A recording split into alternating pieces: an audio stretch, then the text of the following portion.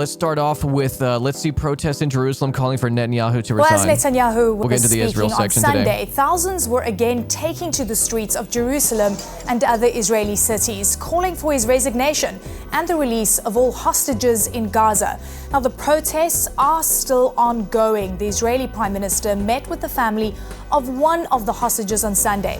The father of 19-year-old Nama Levy told Israel's army radio that they left the meeting, quote, disturbed and with no good news. We want a better warlord. Nadav Salzberger from the Change Generation movement is leading the Tel Aviv protests, and he told the UK's Telegraph newspaper on Sundays that have reached the boiling point. And he joins us now live from Jerusalem.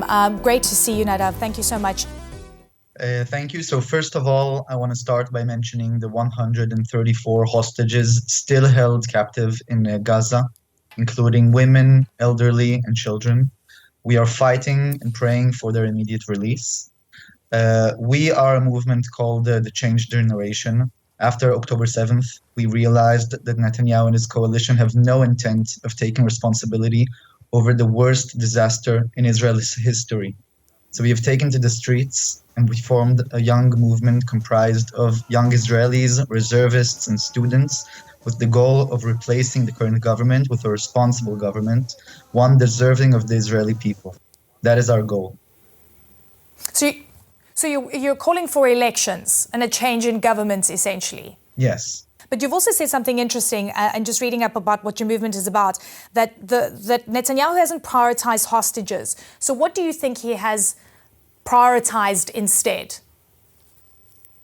I think that Netanyahu has prioritized the survival of his own. No consideration for Palestinians at all. Here is like the thing that is most frustrating about when we talk about, people who do want Netanyahu out, is that 66% of the Israeli public, when polled, and again, polls are simply a snapshot of the public sentiment, right, are not opposed to the siege on Gaza, and in fact want more.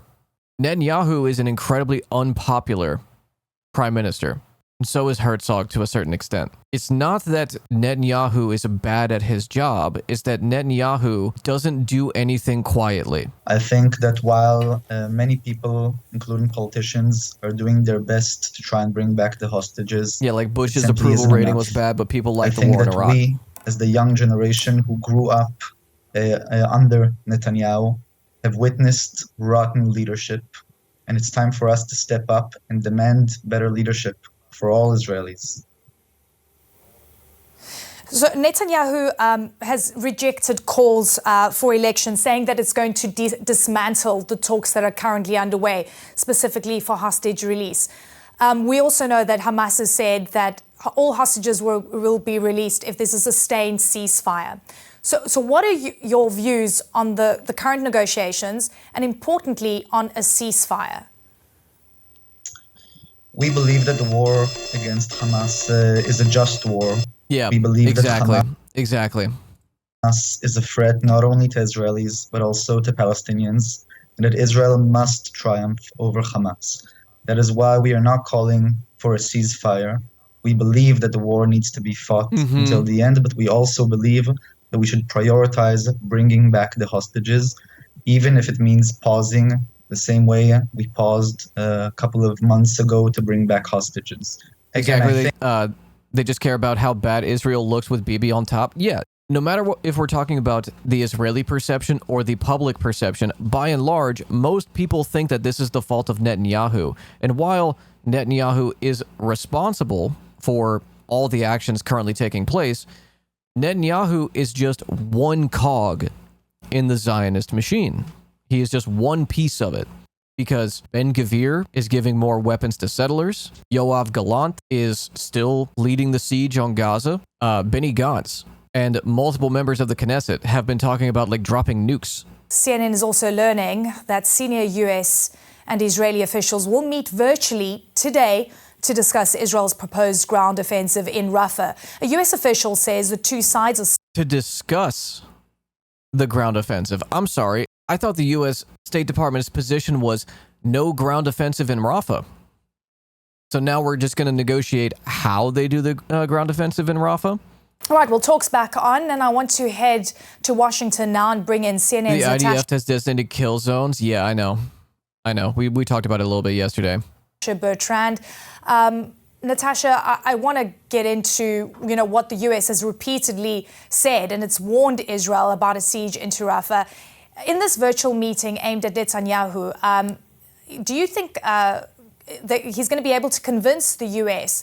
that they have a workable plan? Can the U.S. be convinced of a Rafah operation?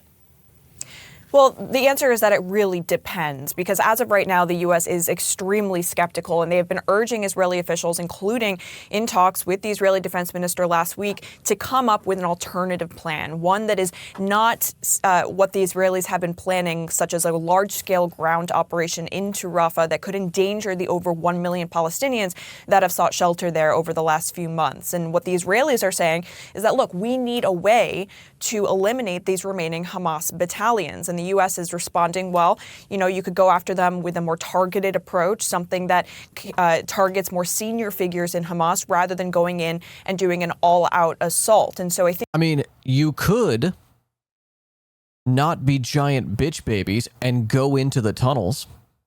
If the entire territory of Gaza has a spider web of tunnels underneath it that all are interconnected, you could go into the tunnels and you could go after Hamas, but they're giant bitch babies, and it's not about going after Hamas. I think what the U.S. is still waiting to see from the Israelis is a concrete plan to move those civilians out of the area. And that is something that Israel has not... To where? It's like the last safe... It's not even safe. It's like the last area they have. The only place that they would move them to is into the Sinai. Been able to provide them with yet. And until they do, until they provide some kind of blueprint for how they're going to get those people out of that area, perhaps allowing them to move back north, then the U.S. is really not going to be on board with this. Now, among the proposals the U.S. has given to the Israelis is to ramp up talks with the Egyptians to try to seal that border so that Israel can conduct these more precision operations targeting these senior Hamas leaders without the possibility that they're just going to then escape, of course, across the border into Egypt. Of course, another aspect of this is that really targeted operation that the U.S. says that the Israelis should try, and that's something that they have been pushing them to do for months and months. CNN, I don't know what's going to happen to them over the next couple years, but their insistence on maintaining the right wing as far right as they're going and just being stenographers for Israel and running cover for Netanyahu, I don't know what the fuck is going to happen to them. Anyway, let's go over to Democracy Now! World Central Kitchen has suspended aid operations in Gaza after an Israeli airstrike killed 6 international workers from the charity and their Palestinian driver. The aid workers were struck after they left a warehouse in Deir al-Balah, where it had unloaded more than 100 tons of food aid that they had brought into Gaza by ship from Cyprus to help avert a looming famine. The aid workers were driving in a clearly marked convoy branded with the charity's logo. World Central Kitchen said the attack occurred even though the charity had coordinated in advance about the convoy. Now keep in mind, again, Hellfire missile. They're not incendiary. When someone said, it's completely melted, that's because the car caught on fire afterwards. With the Israeli military. The killed aid workers include 3 British nationals, an Australian, a Polish national, and an American-Canadian dual citizen. Australian Prime Minister Anthony Albanese condemned the attack.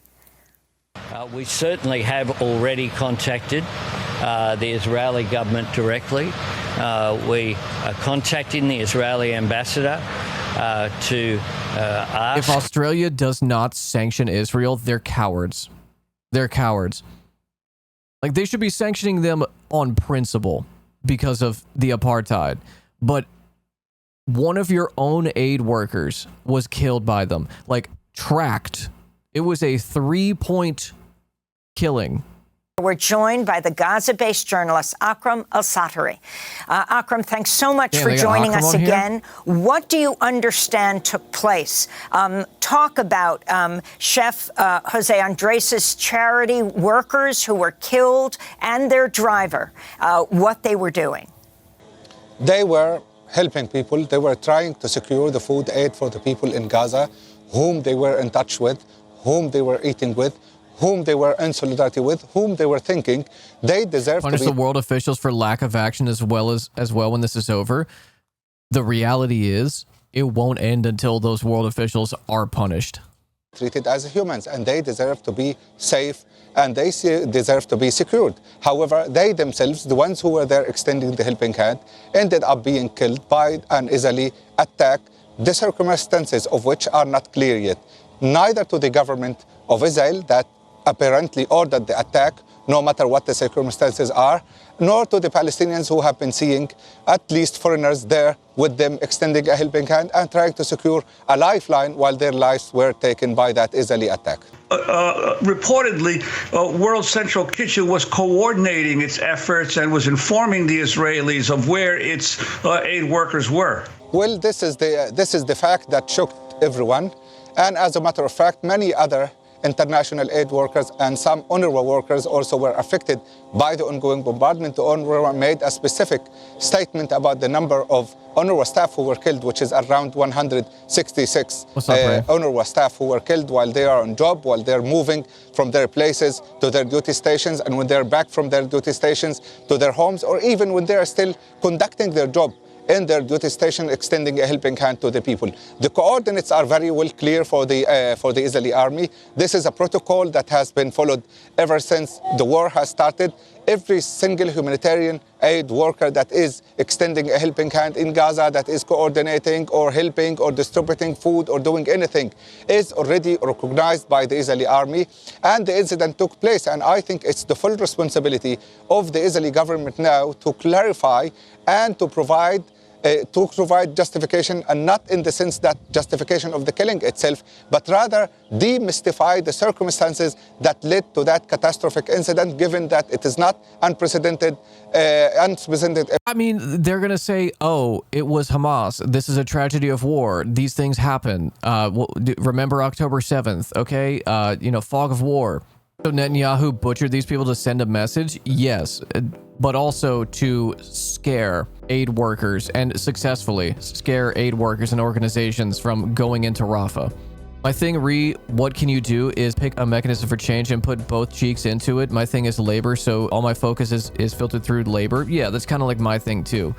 The best thing you can do right now, continue to organize your labor, continue to, engage in direct action as much as you can and agitate people. Because your withholding of labor is the most powerful way that you as a citizen can do something.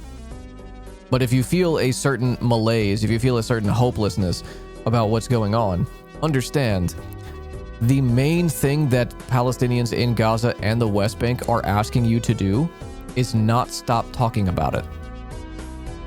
That is the main thing. Don't forget what's happening. Don't let it go. Don't move on.